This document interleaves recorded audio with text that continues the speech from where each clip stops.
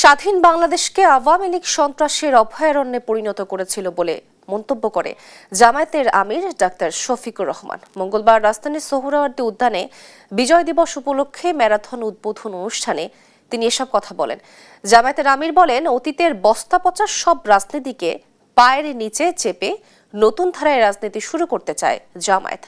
আওয়ামী লীগকে উদ্দেশ্য করে জামায়াতের আমির বলেন, স্বাধীনতার পর একটি পরিবার, একটি গোষ্ঠী এবং একটি দলকে সুবিধা দিতে সব রাষ্ট্রীয় ব্যবস্থাপনা গড়ে উঠেছিল।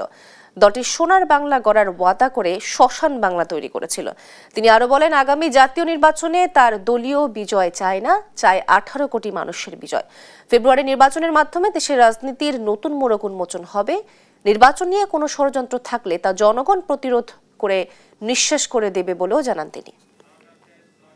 জানুয়ারি থেকে 75-এর 15 আগস্ট পর্যন্ত দেশে যে ফ্যাসিবাদ কায়েম হয়েছিল,